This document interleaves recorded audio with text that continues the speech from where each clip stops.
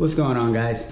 Today we're going to be doing a 360-degree look at my 2017 Yamaha R6.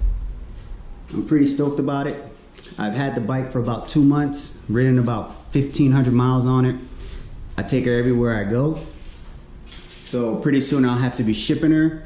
I'll strip her all the way down, take everything, all the fairings, gas tank, seat, all that stuff is coming off. I'm PCSing to Germany. In the meantime, what I want to do is I want to walk you guys through a couple of the differences of the previous model versus this model, whether it be mechanical, electrical, and just the general appearance. So without further ado, here we go. I'm feeling myself a little too much. But I bet none of you niggas got big enough nuts to come do so. Ready, nigga? I mean, who want it? You just grab your neck. Now you started stomping through your hood like who run it? Drumming hold like 200. Today I smell like 2 onions. Swear I came out 2 lungins. I do this shit for my youngest and my niggas that stuck. Let's start off with the actual engine. So it still contains a 599cc inline 4. Nothing has changed about that. We can move over to the suspension. You have the KYB inverted. So the difference is that the one prior had 41 millimeter forks, and these right here are going to be 43 millimeter spokes. So pretty much they forks. I'm sorry. So pretty much they got these are the same forks that the R1 comes with. So if you look at the brake disc, the front brake disc, it's let's look. So yeah, that front brake disc is going to be about 320 millimeters versus the previous 310 millimeters. And the rear brake disc, you have a 220 millimeter versus the previous 265 millimeters. So got a little smaller on that one. And then if you look at a couple of other things, you have the front brakes. They went from a 4-pot underarm radial, which kind of like stayed the same. The weight of the whole bike is about 190 kilograms versus the previous 189 kilograms. So it got heavier by 2.2 pounds. The seat height, I'm 5'9", 5'10" on a good day. And I can, if I normally if I scooch myself a little bit back, I can go ahead and flat foot it.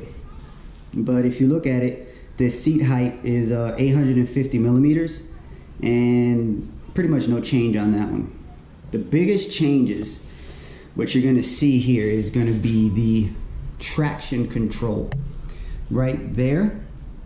And then you're gonna have the ABS and the quick shifter. So I don't have a quick shifter, but if I did have a quick shifter, it would go right there.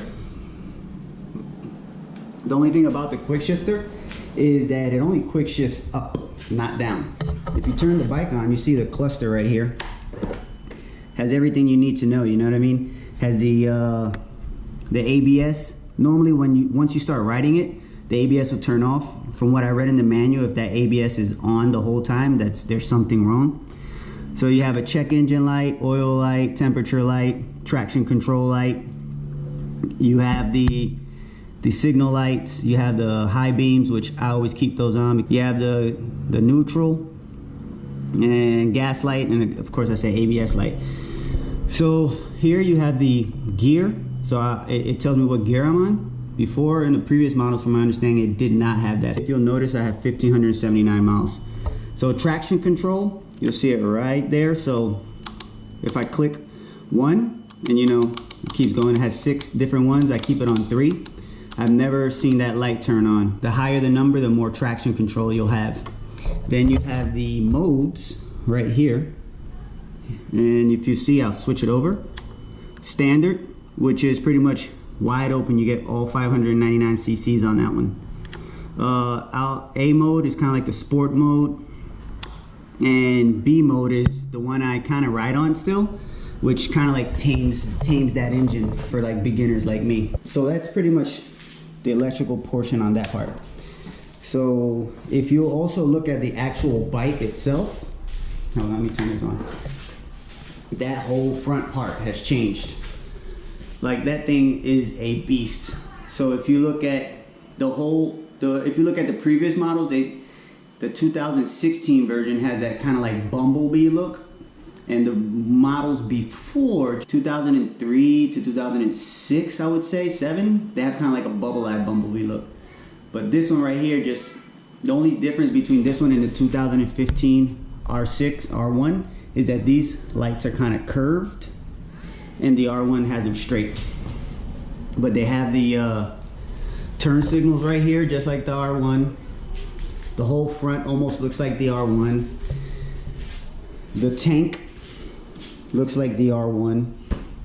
And if you come over here, these the rear seat portion, the rear seat cowl is straight off the R1, which is kind of like there to cut a lot of wind. And I don't know what to call this, because I definitely cannot call this a seat. But if you can fit your butt on there comfortably, more power to you. Everyone says that I need to get rid of this right here. They said I need to get that rear fender eliminator. Maybe one day, I'm not sure. At 150 bucks, I'm not looking too forward to doing it. Let's look at some more stuff around here. You have the titanium exhaust, and I'm not sure if I'm gonna change this. Reason being is because everything that I've looked up, it is cool to have a different exhaust. You know, you got your Two Brothers, Akrapovic. Those are aftermarket, and they're mainly slip-ons, because I mean, I'm not paying $1,500 for a full exhaust. I'm not a speed demon. So for what I use the bike for, getting a slip-on, which is about between $400 and $600, it just seems like a waste of money to me, because the way they engineer this bike, a lot of time goes into making these exhausts to match the bike. So me changing it to a different slip-on is just for the sound, pretty much, because the quality is going to stay there, and I'll probably lose a pound or two, and I really don't care about that. But yeah, get the rest of the bike. See the fairings. What I'm not too, let's go into there. Cruising R6, you see that. I got it on each side, so from what the guy told me, it's about 3 horsepower a piece, so 6 horsepower. It's been augmented by 6 horsepower, there you go, boom. And right up on it, R6, just redundant as fuck. So what I'm not liking about it, but I'm still gonna do it, is the fact that I have to drill a hole into the fairing in order to get some frame sliders on. So I have been avoiding that for the most part, but one day I will. Not sure when, but one day.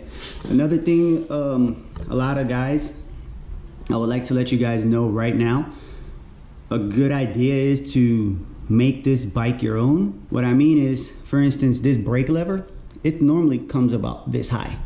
It normally sits a little bit higher, but all I did was I played with it a little bit. I sat on it, and then there's a way that you can go ahead and kind of like lower it and make it higher. So I did that right here.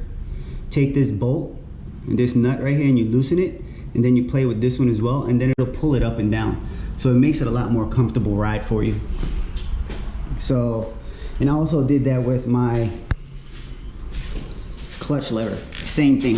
So what you do is you loosen this right there, that little nut right there, and then you turn this the entire time, and then this goes up and down. So I've modified both of those to be a little lower, because that's the natural way that my foot sits on the bike when I'm riding. So that's a quick tip that I learned also. So other than that, look at that. Matte black, I just love the color. I mean, my favorite color is blue. I did not buy the Yamaha blue one. I'm not sure, well, I can't tell you why, because they didn't have it in stock, and I wanted to get her. And The riding season is super short, and I didn't know when the other ones would come in, but I knew this one was on order, so I said, let me get that one. So I've already taken her apart to do oil changes on her, so I kind of know the fairings at least. I've had to take the chain tightened, and yeah, beautiful bike. I'm enjoying it so far. Have no complaints at all. Just giving you guys a quick tour.